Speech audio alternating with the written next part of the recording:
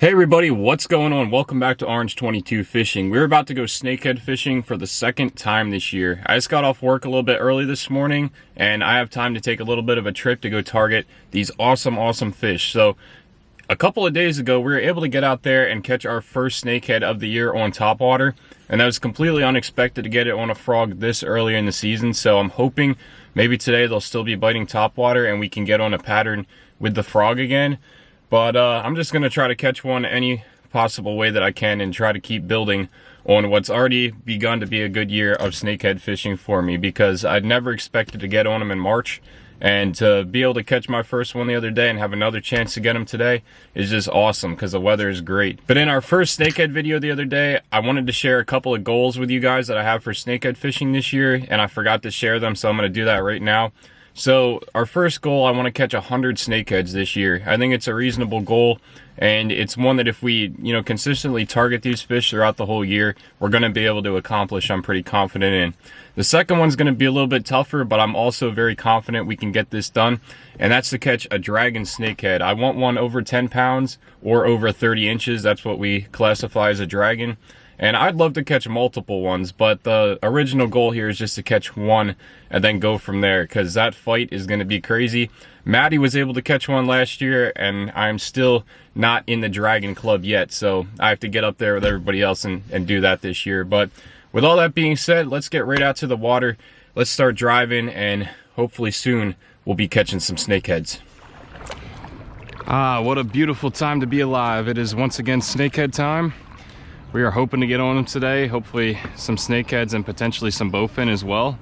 Starting off a little addiction baits inline spinner today, and then maybe we'll try some topwater too, because it's about 60 degrees today, and they could very well be hitting topwater again. I got my first one about a week ago on topwater, and I'm back out here trying to have a little bit more success. I've got the bug again. I'm just ready to get into snakehead season. It may be a little bit early, but we're still coming out here trying to grind away and catch some more. So let's hope we can do it today. I'm really excited to be out here, and it is just a good day to be on the water.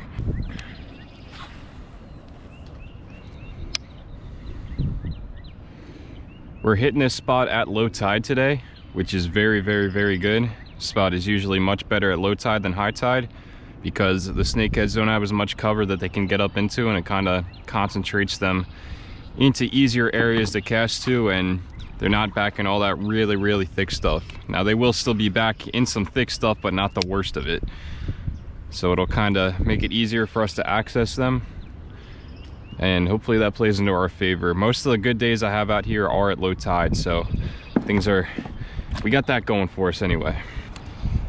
Cloud cover, which is good. Somewhat low winds, which is good. Got about 8 to 10 mile an hour winds, which compared to lately, it's pretty low winds. It's been like 20 mile an hour winds most days. My expectation is that they're going to be kind of right on the edges of this kind of cover right here. All these dead lily pad fields and different kind of vegetation that's kind of waking up from the winter.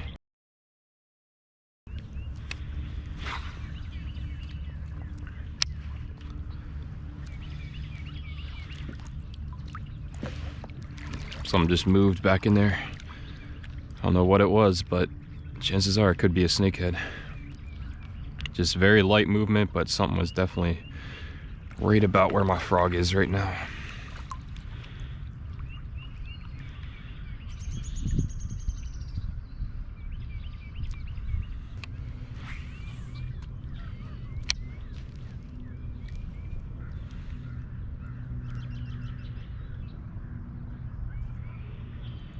Well, that's a muskrat over there.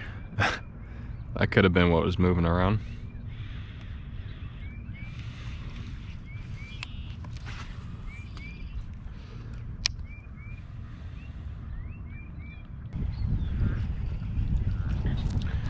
So this is what they're sitting in sometimes, is this, I guess it's like root systems right here. Pretty neat seeing it like when it's not fully overgrown in the summer like it typically is in the warmer months.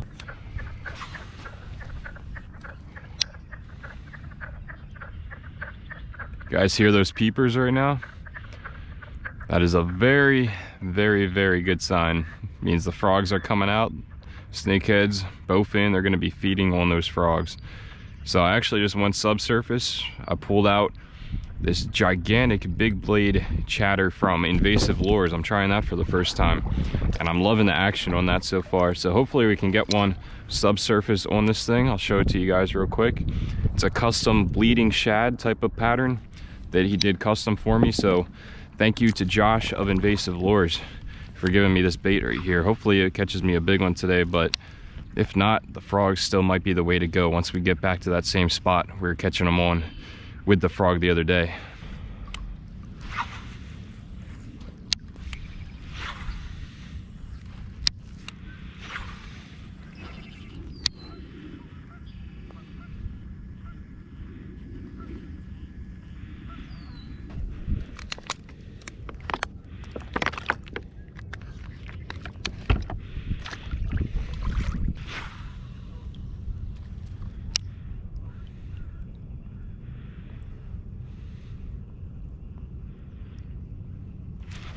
There we go on the crankbait.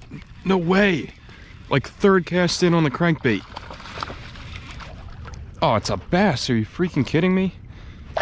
No way. It's a pretty solid bass actually too. Holy cow. I think if I'm not mistaken, that's my first ever bass out of here. Thought it was a snakehead for sure.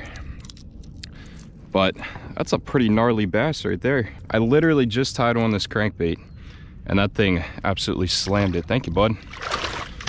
Wish you were a snakehead, but that's a Gary Yamamoto Chikara crankbait. It's like a wake bait. Looks like a square bill.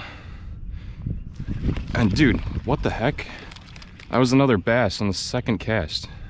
Like back-to-back cast. I've never caught bass here before, I don't think, and then they just start hammering this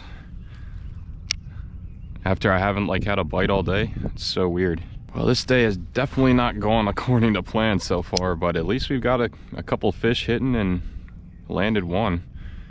Let's hope the snakeheads and bowfin aren't far behind, and I don't know, maybe this thing is a little secret weapon bait in here.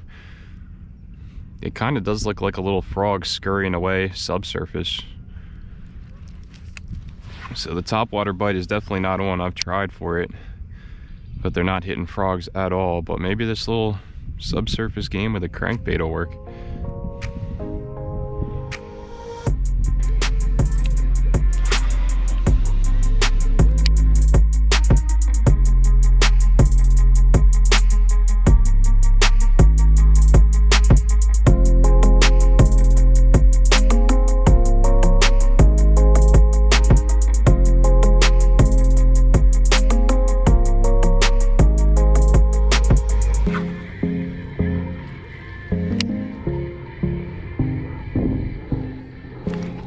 There we go. We got something on the big googan clickbait. What the heck is this? I think it's a snake. Yes. There we go. First subsurface snake of the year, and it's on the clickbait. Beautiful. Oh man, I didn't think I was gonna get anything today. Oh man, I'm just thrilled to get that fish. I really had almost given up hope today, but we came out with big lofty plans. I was really hoping today would be like a really good numbers day and everything, but we've been out here 3 or 4 hours, I'd say, and not gotten a single strike other than that bass, or those 2 bass actually. But man, googan clickbait comes through. I was actually targeting bowfin because I did not think the snakehead bite would be on today after just not having any success, so I was swinging for the fences going for a bowfin. We got ourselves our second snake of the year. 2 down, 98 to go to reach my goal. Got a pretty good hook set in him. There we go. Clickbait is out. Oh man, look at those teeth. Nothing like it, guys. Nothing like it. These snakeheads really are something else. They are not the easy catch that a lot of people think they are. You got to work for them many times, especially this early in the season. But I'm glad I stayed out here and worked for this guy today. Makes all the work worth it. And I knew from the moment that thing hit, it was not a bass or a pickerel or perch or something else that lives in here. It was a snakehead. Thank you for being my second one of the year, bud. Farewell.